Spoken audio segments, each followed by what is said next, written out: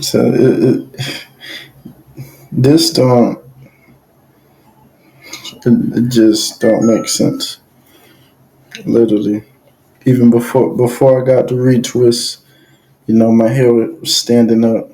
I got it done. Still doing the same thing.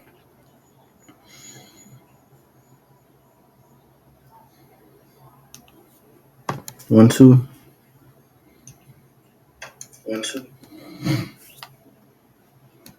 Crazy, crazy.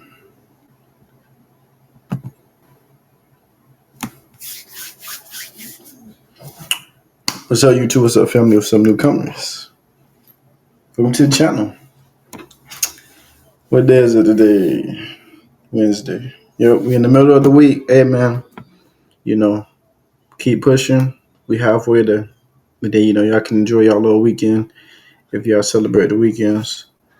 Why rich people only attend NBA games? Sorta. I always wondered that too.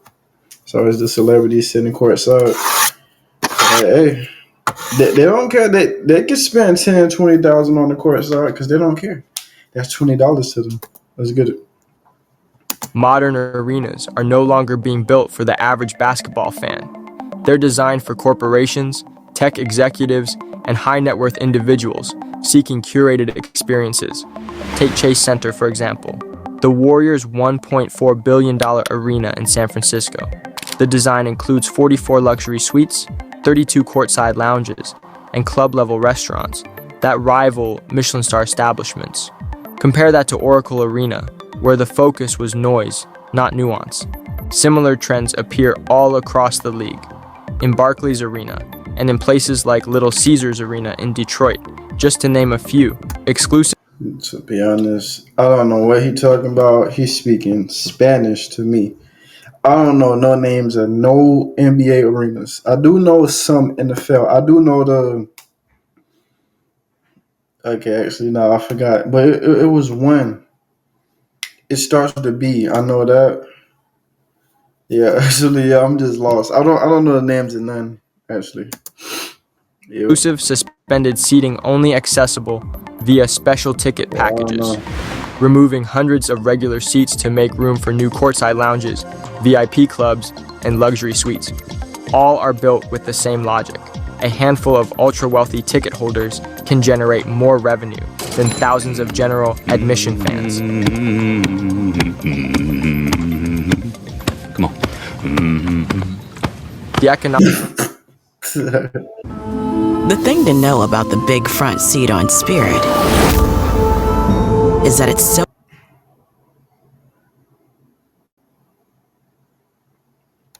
The economic motivation is simple. A standard upper bowl seat might sell for $30 to $100. A courtside lounge seat? Try $2,000 to $5,000 per game. 2,000. I thought it was gonna be more though. Now, listen, I don't know if it's me, but that don't sound like a lot though. 2,000 to 5,000. I thought that was gonna be. Wait, hold on, wait. Let's see Often what he bundled in season packages that include concierge service, exclusive entrances, valet parking, and meet and greets.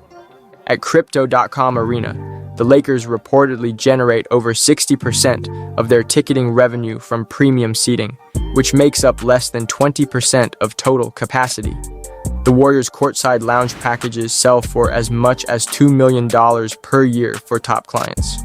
In 2021, the Knicks made over $250 million in gate receipts, much of it driven by VIP suites and hospitality. Hey, too bad y'all got knocked out. Too bad, man. Y'all try again next year. You know. But who y'all think gonna win, the Thunder or the Pacers? I don't know. I'm not in tune. Um, I don't really care. Yes, I don't really care. But if I had to say Thunder, let me. I always go for the underdog because I love being the underdog. Because like when they do win, now it just makes me feel even more happy for them and me. Y'all got to realize every year with the Super Bowl, I always pick the opposite of what my family pick. They said the Eagles was going to win. I'm pretty sure I knew that they was going to win, but I just said, you know what? Let me just go for the Chiefs. The year before that, I'm like, wait, you know what? Nah. Even though y'all say the Chiefs going to win that other year, I'm going to pick the Eagles. And the Eagles lost. Guess what? Chiefs lost. So now I had to write it on my back.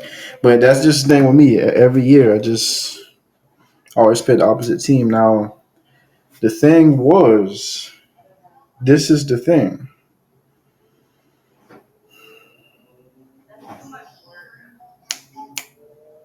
Okay, yeah, I just remember. Okay, but the thing was, that Super Bowl game, that just proves to show y'all defense does win championships. Their defense was on lock. You know, the rookie caught that interception, all that. Yeah, that just proved defense went better. Defense is better than better offense. Hospitality access. This model mimics the airline industry's business class strategy. Cater to the top 5% of customers who fund the majority of the operation. Only a small percentage of flyers sit in business or first class, but those premium customers generate the majority of the airline's profits. A business class ticket might cost 5x to 10x more than economy, even though it takes up only a little more space. As a result, airlines started redesigning their planes, shrinking the number of economy. I've never been on a plane. I'm gonna have to go. Comment down if y'all ever went on it. Economy seats to make room for more premium sections, private suites, and luxury pods. When Mark Cuban sold his majority stake in the Dallas Mavericks, it raised eyebrows. Here was one of the most passionate, visible, hands-on owners in sports, stepping back.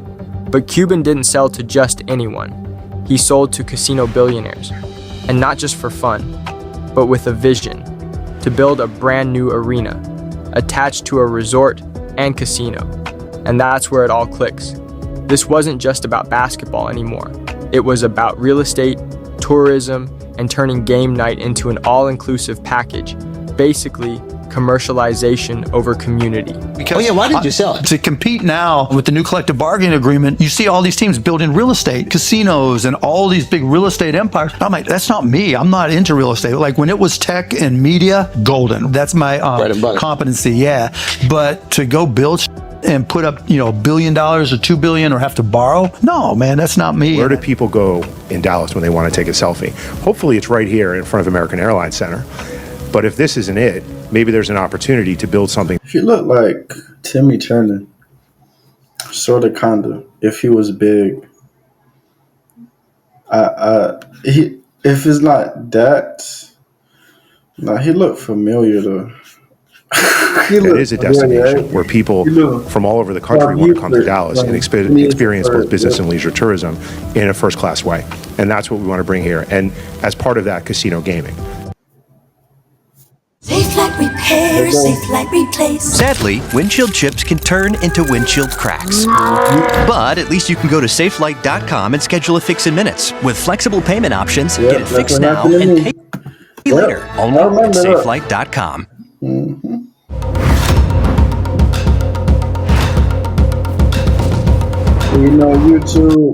YouTube. I just like to thank y'all. I do. Thank you for letting us watch the whole ads. I'm not even being sarcastic. I'm actually pretty happy because I guess y'all cracked down the code what we was doing. It was just. I'm not even about to expose. Speaking of community, places like Oklahoma City, it's the kind of place where season tickets get passed down like family heirlooms, where people show up early, in full gear, and stay loud for all 48 minutes, even during a rebuild. Even when the team is down 20. In cities like this, the crowd isn't a side character. It's part of the identity. Yeah, no, I can't do that. Standing on the outside of a fence, that doesn't even make any sense. You got people behind you and in front of you. Because these fans don't come to be seen, don't come for a lounge menu. They come to be heard. There's no cultural buffer zone, and the fans aren't priced out. So when it's playoff time, you're not just facing the best team in the league, you're facing them as well. For 16 years, Kings fans waited. Through losing seasons, coaching changes, trade rumors, and lottery heartbreaks, they showed up, loud, loyal, and local. The kind of fans who didn't need a deep playoff run to care. Then, 2023 came. The Kings finally broke their playoff drought, the longest in NBA history, and made it back to the postseason. The city was electric. Light the Beam became a rallying cry. But as the excitement grew, so did the ticket prices. According to secondary ticket platforms like TickPick and SeatGeek, Sacramento's playoff home games ranked among the most expensive of the entire 2023 postseason, trailing only big market teams like the Knicks and Lakers. Demand was so high that even nosebleeds breached $300, pricing out many lifelong fans who had supported the team during its lowest years. In Sacramento. Yeah, Ashley Sharp spoke with fans experiencing sticker shock due to soaring ticket prices. The prices they came at, I was definitely surprised. Shocked by the price of playoff tickets. There's no way that I can afford that. It's almost like a robbery. Somebody should call Sacramento Police Department. You know what I mean? Not willing to play the game with verified. Somebody should call Sacramento. I mean, I understand that, but no, we're not about to pass this though. Nah, this no, he got the rainbow sunshine. It is sunshine on a cloudy day. He got that type of hairline. It's like he got the golden arches. That's like half of a McDonald's logo right here. You see the sun. The sun ain't doing it no better. That's literally gonna blind somebody right there. Doing, you know. Yeah, the build is crazy though. You know, I can tell he right-handed. I can tell he only drive the right side. Yep. He the type to only shoot mid ranges. I don't think he can shoot threes. If he do shoot threes, he gonna airball them. Yeah. But nah, though.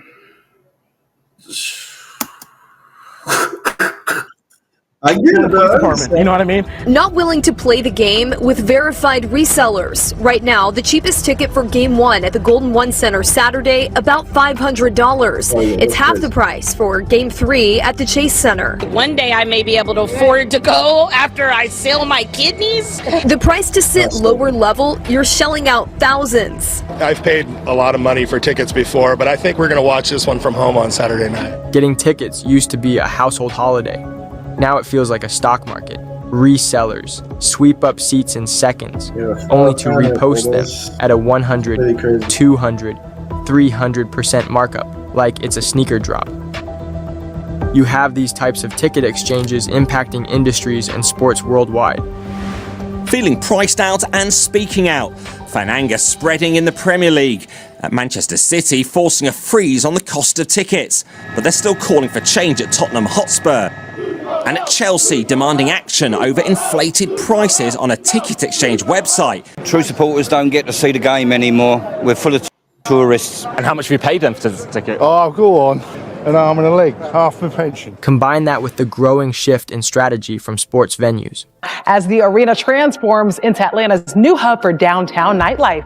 The goal, to become the place where the lights never go out. The Miami Heat are spicing things up at the arena. They're revamping, that courtside club that they've always had. It's the courtside club, laced up with 2 bars and multiple sections. It can hold a little more than 200 people. What used to be a members-only spot is now open to more guests. What you get is a new class of spectatorship. Not fandom, not community, but consumption. Arenas are no longer temples for the diehard. They're luxury spaces now. The noise, filtered. The seats, giving to the highest bidder. And the fans who gave everything to this team. They're watching on TVs from a couch. And maybe that's the future. Maybe that's the cost of growth. And then even with the whole TV thing, the ESPN, I don't know how much that is a month. I don't know. Like I said, I don't watch nothing. Shout out Pops. He watches that. You know how they be. He just enjoys watching us. He enjoy watching all the sports. Every sport you can name, that's what he be watching. He just a chill dude, man. I'm half of him, so. Shout out Pops, man. Shout out to him. You watching UFC, MLB, NFL, NBA. I don't watch neither of those. That's cool. But I don't know how much that is a month. $80 a month. Okay, that's cool. If you like to watch sports, go ahead and watch it. Yeah, man. That's insane. But for a league that built its soul off street ball roots, packed gyms, and city pride, it's worth asking. He made it. What do we lose when we price out the people who made this sport what it is? The NBA wasn't always bottle service and courtside lounges. There was a time it felt raw, loud, gritty, and authentic. Yep. Now some people just be watching it on TV, but that's cool. It's not necessarily everybody watching on TV though. People still go to the game. Very good video, man. Comment down your favorite NBA team. Actually, I don't really have one. I'll just say the Heat. I mean, I'm near Miami. You feel me? I'm near Miami. I'll say the Heat. I'll say the Heat. I'll say the Heat. Heat.